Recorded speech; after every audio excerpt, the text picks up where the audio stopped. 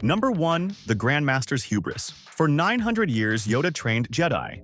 900 years of accumulated wisdom, of watching younglings become knights, of shepherding the guardians of peace and justice through the galaxy. When we first met him in The Empire Strikes Back, he was the quirky yet profound teacher who could lift X-Wings with his mind while bonking Luke with his gamer stick. But here's the thing. The prequels pulled back the curtain on this legendary figure and revealed something genuinely shocking. The greatest Jedi Master of all time had become the architect of his own order's destruction. Think about it. In Attack of the Clones, when Obi-Wan discovers the clone army that mysteriously appeared right when the Republic needed it most, Yoda's response isn't suspicion or investigation, it's acceptance. The shroud of the dark side has fallen, he admits to the Council, acknowledging their vision has been compromised. Yet in the very next breath, he leads these suspiciously convenient troops into battle. The wisest being in the galaxy couldn't see the trap that was literally gift-wrapped and delivered to their doorstep with a bow on top. The Prequel Trilogy transforms Yoda from an infallible sage into something far more complex and tragic. A being whose centuries of success had calcified into dangerous certainty. When Qui-Gon Jinn brings a 9-year-old Anakin Skywalker before the Council in The Phantom Menace, Yoda's immediate response isn't curiosity about this unprecedented Force prodigy. It's rejection. Clouded, this boy's future is, he declares, as if uncertainty itself is grounds for dismissal. The boy who would become Darth Vader stood before him, desperately needing guidance, and Yoda's first instinct was to turn him away. Number 2. Blind to darkness. The Sith had been extinct for a millennium, or so the Jedi believed. This wasn't just casual confidence. It was institutional blindness, baked into the very foundation of the Jedi Order. When Qui-Gon reports his encounter with Darth Maul on Tatooine, the Council's reaction reveals everything wrong with their mindset. Ki-Adi-Mundi immediately dismisses the possibility. The Sith have been extinct for a millennium. Even after Maul kills Qui-Gon, proving beyond doubt that the Sith have returned, the Council's response is breathtakingly inadequate. Throughout the Clone Wars, as shown extensively in the animated series, Yoda and the Council receive warning after warning. Count Dooku, Yoda's own former Padawan, literally tells Obi-Wan in Attack of the Clones that a Sith Lord controls the Senate. Sure, Dooku was the enemy, but shouldn't the Council have at least investigated? Instead, they dismiss it as lies and manipulation. The cosmic irony here is staggering. They were so convinced of their own wisdom that they couldn't conceive of being outmaneuvered. The Jedi Temple itself sat atop an ancient Sith shrine, as revealed in canonical sources. This corrupting influence had been slowly poisoning their connection to the Force for generations, and Yoda never noticed. The very seat of their power was built on their enemy's foundation. A perfect metaphor for how completely the Sith had undermined them. Palpatine didn't just hide from Yoda. He held regular meetings with him, offered friendly advice, and slowly positioned pieces on the board, while Yoda remained oblivious. The dark side wasn't hiding in some distant corner of the galaxy. It was sitting in a plush Senate office, probably offering Yoda tea and cookies. Number 3. Fear becomes reality. Fear leads to anger. Anger leads to hate. Hate leads to suffering. Yoda's most famous teaching becomes horrifically ironic when you realize the Jedi Order under his leadership was absolutely paralyzed by fear. They feared attachment so much they forbade love. They feared the dark side so much they refused to study or understand it. They feared losing control so much they became authoritarian enforcers. Look at how they handle Anakin's obvious emotional trauma. The kid was born a slave, separated from his mother, and thrown into a warrior monk culture that told him his feelings were wrong. When he confesses to Yoda, in Revenge of the Sith, about his prophetic nightmares of Padme dying, Yoda's advice is essentially, get over it. His exact words? Train yourself to let go of everything you fear to lose. That's like telling someone with depression to just be happy. It's not wisdom, it's emotional abandonment disguised as philosophy. The Jedi's fear of the dark side created a system where any negative emotion was suppressed rather than processed. When Ahsoka Tano was framed for bombing the Jedi Temple in the Clone Wars Season 5, the Council's immediate response was to throw her to the Republic courts rather than stand by their own. Their fear of political backlash outweighed their loyalty to someone they'd trained since childhood. Yoda went along with this decision, later having the audacity to call her traumatic expulsion a great trial that was somehow meant to happen. Ready to dive deeper into Star Wars lore that'll blow your mind? Hit that hype button, and let's explore the galaxy's greatest mysteries together. The Force is calling, and trust me, you don't want to miss what's coming next. Number 4.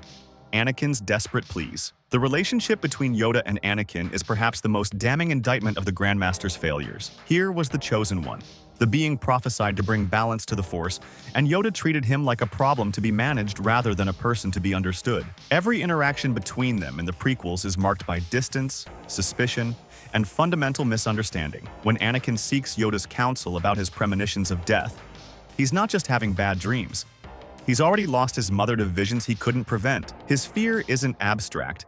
It's rooted in real trauma. But Yoda, sitting in his meditation chamber surrounded by centuries of detachment, can only offer platitudes about rejoicing for those who transform into the Force. Imagine going to a therapist about crippling anxiety and being told to just be happy about death. That's essentially what the wisest being in the galaxy offered to the most powerful Force user ever born. The truly heartbreaking part is that Anakin tries so hard to follow the Jedi way. In the Clone Wars, we see him wrestling with the Council's teachings while leading troops in battle, trying to save lives while being told not to form connections to the soldiers dying under his command. He seeks guidance repeatedly, only to be met with the same rigid doctrine. Yoda never once considers that maybe, just maybe, their approach to the Chosen One might need to be different. 900 years of teaching, and he couldn't adapt his methods for one exceptional student who desperately needed understanding rather than doctrine. Number 5. War's perfect trap.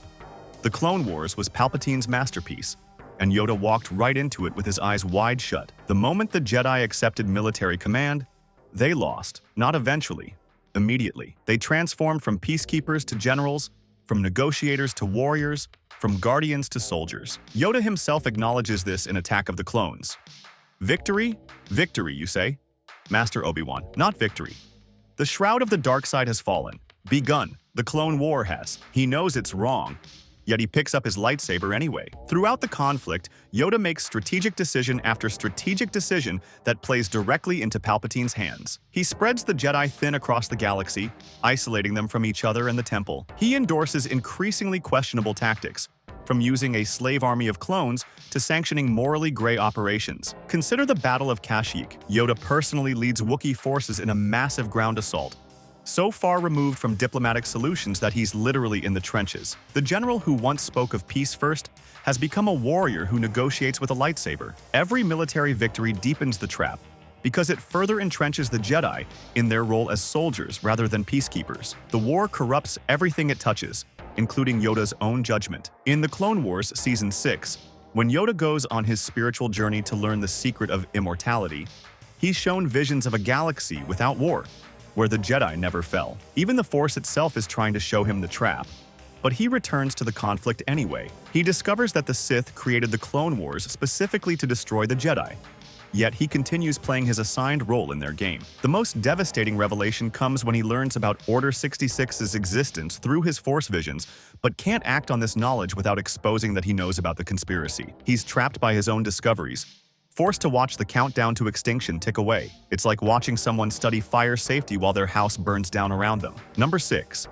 Attachment's forbidden truth. The Jedi Order's prohibition against attachment wasn't ancient wisdom. It was institutional trauma response. And Yoda, as the oldest member of the Order, was its greatest enforcer. But here's the kicker. Attachment isn't the problem. The inability to process loss healthily is the problem. The Jedi confused non-attachment with detachment, creating emotionally stunted warriors who suppressed their feelings until they exploded. Look at every major Jedi fall to the dark side in canon. It's not love that destroys them.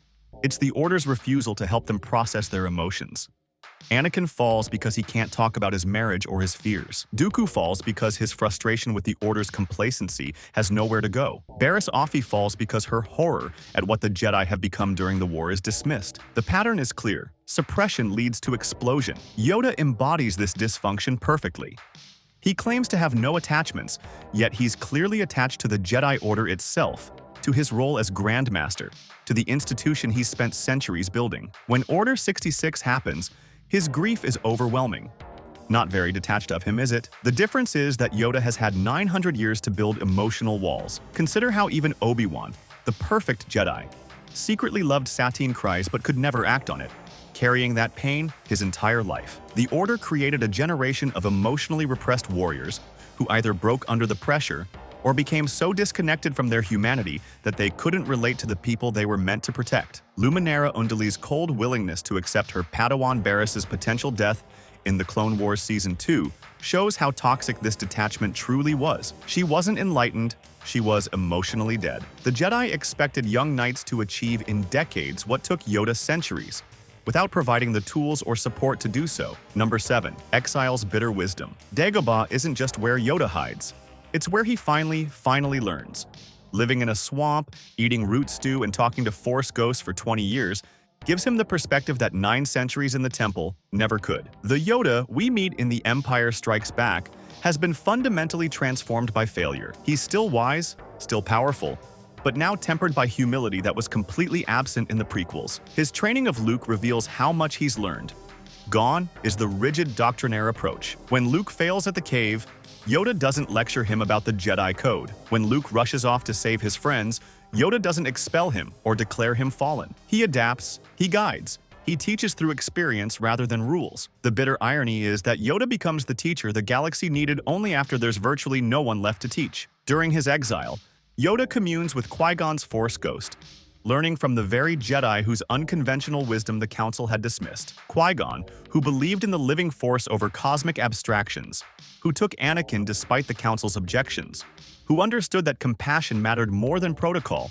He becomes Yoda's teacher in these swamp years. The student-teacher dynamic completely reverses, with the deceased Maverick instructing the ancient master. Yoda also confronts the dark side cave daily, facing his failures repeatedly until he can acknowledge them without being destroyed by them. The planet itself, teeming with life and death in equal measure, teaches him about balance in ways the sterile temple never could. His famous "do or do not, there is no try" takes on new meaning in this context. It's not just motivational speaking. It's Yoda acknowledging that half measures and hedged bets led to the Jedi's destruction. The Empire era. Yoda understands that commitment requires full acceptance of consequences, something the prequel-era Yoda never grasped while sitting comfortably in his council chair. Number 8. Legacy through Luke. The ultimate proof of Yoda's failure and eventual redemption comes through Luke Skywalker. Luke succeeds specifically by doing everything the old Jedi Order would have forbidden. He's too old to begin training. He forms deep attachments to his friends. He refuses to kill his father despite both Yoda and Obi-Wan telling him it's necessary. He uses his anger in battle but doesn't let it consume him. He literally throws away his lightsaber in the throne room scene, rejecting violence at the crucial moment. When Yoda tells Luke, "Pass on what you have learned," he's not talking about the old Jedi ways.